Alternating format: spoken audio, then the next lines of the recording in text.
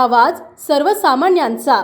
खटाव तालुक्यातील बोंबाळे येथे भैरवनाथ यात्रेनिमित्त शेवटच्या दिवशी जंगी कुस्त्यांचे मैदान भरवण्यात आले होते। यात्रेच्या आखाड्यात 200 रुपयापासून ते 2 लाखापर्यंत कुस्त्या खेळवण्यात आल्या।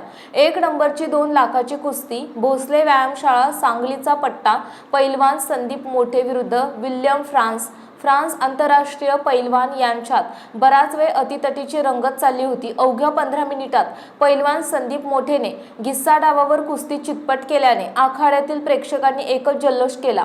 बोंबाळे येथे भरलेल्या या मैदानात 15,000 रुपयापासून 2 लाखापर्यंत मान्यवरांनी लावलेल्या नियोजित कुस्त्या चटकदार झाल्या। याशिवाय या मैदानात कातर खटाव तसंच भागातील तालमीच्या मुलामुलींनी कुस्त्या खेळून बोंबाळे मैदानात प्रेक्षकांची मने जिंकली। तालुक्यातून आणि परिसर गावातून कुस्त्यांचा आखाडा पाहण्यासाठी कुस्ती शौकीनांनी मैदानात मोठ्या संख्येने हजेरी लावली होती। कातर खटावच्या भागात वसलेले हे छोटंसं बोंबाळे भाग्यनगर गाव, या गावात दरवर्षी श्री भैरवनाथ यात्रेनिमित्त भव्य कुस्त्यांचे जंगी मैदानाचे नियोजन करण्यात येत आहे।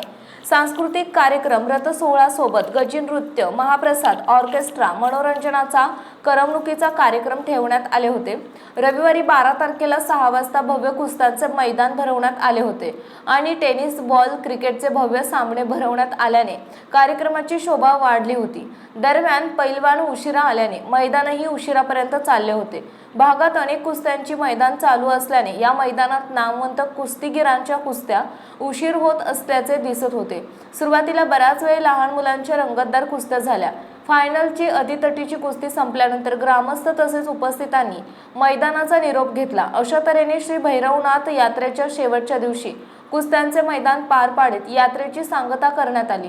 यावेळी समस्त ग्रामस्थ, मुंबईकर, दुकानदार, सर्व सार्वजनिक तरुण मंडळी, बोंबाळे तसेच बाहेरगावी असून यात्रेची वेळ काढून योगदान देणारे सर्व समस्त ग्रामस्थ मोठ्या संख्येने उपस्थित होते।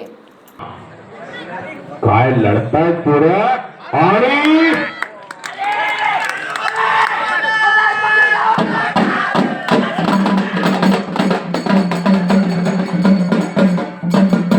हलगीवाले पैलवान कुठल्या डावावरती विजय झाला सांगू द्या। कधी वाजवायचं कधी बंद ठेवायचं तुम्हाला कळलं पाहिजे। सोहेल शेख हातवरतीकर या गावचा सुपुत्र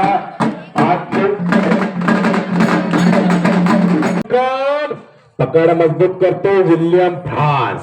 तिथंच कोंडी मारण्याचा प्रयत्न होता संदीप मोठेचा।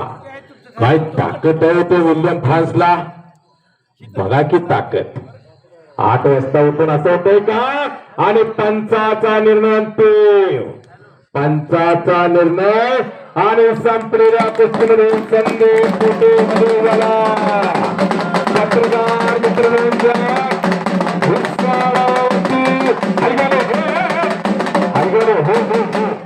पत्रकार मित्र नोंद घ्या, आजच्या मैदानामध्ये संदीप मोठे भोसले आमशाळा सांगली खुसाडावरती विजयी झाला।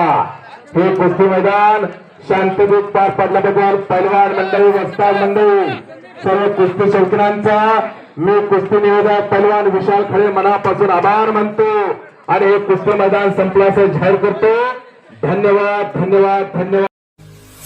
आपल्या परिसरातील महत्त्वाच्या बातम्या पाहण्यासाठी मायभूमी न्यूज चॅनलला YouTube वर सबस्क्राइब करा आणि बेल आयकॉन प्रेस करा।